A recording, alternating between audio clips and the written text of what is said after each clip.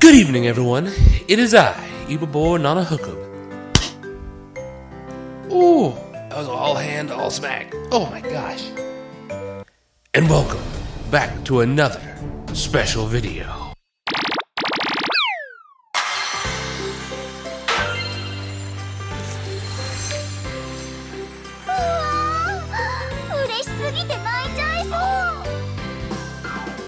That's right, we got ourselves another birthday. They've been rolling in like crazy just recently, but today we're celebrating the birthday of Himari, Afterglow's leader and bassist. So, happy birthday, Himari, and this is the top... This is the 5 reasons why Himari should be your best girl. Moving on into number 5. Leadership. Okay, so this is a little bit specific to Himari because there's only one leader in each band, and that is Himari on this list. And to be truthful, whenever I first learned this, it was a little surprising to me. I figured it'd be Rand or somebody, but as I think about it, Rand being super kind of like, not shy, but kind of like, she's very introverted, she's very antisocial, so Himari makes the best choice in my opinion, because she's the one that's very outgoing, very social, and she's very, very dedicated. She's very like, she has a goal, she's going to try and strive for this goal. And that's great. I love that about Himari. Yeah, it's really great just to see that she's able to take up that mantle and just figure out goals for the band to go. Even though that's kind of Sugu's card too. Since Sugu's the one that kind of started the band and promoted and thought of the band jam. But you know what I mean. I think Himari's kind of undersold in that regard that she's the leader, but I still like it. She still does a good job. But moving on into our next topic, number 4, singing vocals. Okay, so this one's a little bit lower than other people's. It's because Himari's got, like Rinko, she has a very unique singing voice. It's very high-pitched and up there, and it's like Rinko, actually. It's really soft, but it still works really well. Her voice is unique enough that you can hear it cut through the music. It's like, when you hear her, like, oh, that's Himari. I can hear that. Like, especially with Easy Come, Easy Go. I loved that song. I love that song for way too many reasons, but it's really great to hear Himari helping out with the vocals a lot more than usual, because Afterglow usually doesn't do too much like they do like passing off vocals where like one person will get a line, one person will get a line, one person will get a line, and then it goes into the chorus, kind of stuff like that. But hearing her get to kind of switch off and on with Rand with verses is really cool. But her voice is a really nice one. It fits really well with the band because, like I said, with it's kind of like Rosalia's contrast with Rinko and Yukina, because Rand's got a super powerful voice that's just straightforward and powerful, whereas Himari's is kind of like, it's a bit softer, a bit lighter, but it complements and it works. But moving on into our next one, number 3, dedication. Okay, so we kind of already mentioned this a little bit, but Himari's dedication is legendary.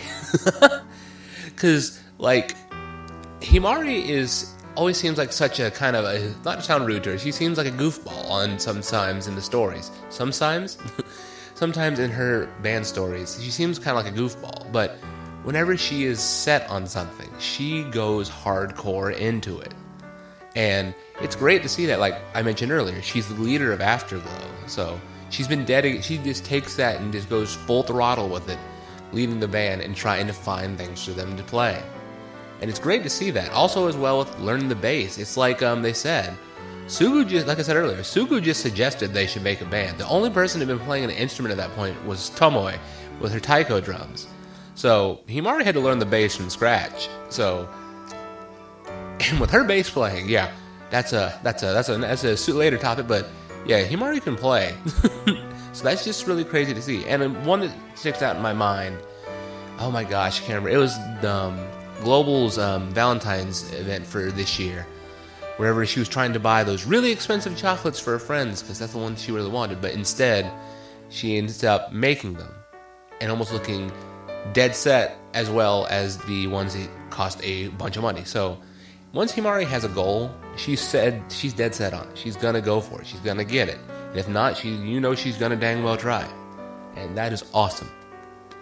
But moving on into number 2, bass skills. Okay, now this one is way up there because Himari is ridiculous. Afterglow's music in general is ridiculous because the reason I think I like Afterglow the best is because a lot of their music is always in really fast BPM. It's really quick. It really gets you moving. It's some aggressive, fast-paced music. And Himari is alone, let alone, I just try and keep up and just like keep things simple. No, Himari will be in there slapping the bass and just going crazy on that thing sometimes. I'm just like, that's not there. It's kind of like she's trying to keep up with Mocha in a way, because Mocha will do crazy stuff and Himari's just over there just going nuts with it. I don't know, it's just crazy to hear. Like, again, Love Your Way is another great mention of it, because it's just insane to hear how much bass is ramming and jamming in that song. Oh my gosh, it's crazy. I wish I could play bass like that. Oh my gosh. But yeah, and again, like I said, she learned it from scratch too, so it's just really, really hard to just be like, oh yeah, let's just discount that down to a low number. Nah, it's number 2, man. Ooh. But moving on into our last one. Number 1.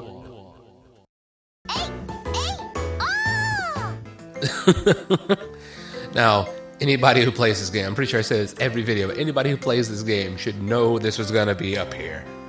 You cannot go an Afterglow conversation with Himari in it without hearing a good old hey, hey, oh, and no one ever responding to it. Oh my gosh, that's another point of her dedication. She will not give up until she gets one. She will not give up until she gets a cheer back, which I gotta say is why I Love Your Way so much, because that, just them doing that in right before the final chorus, that made me smile so dang hard. I cannot tell you how hard I was smiling, because it was just like, that's adorable. Thank you. I'm poking my bed just to try and be like, yeah. I need me a desk so you can hear the tom tom tom.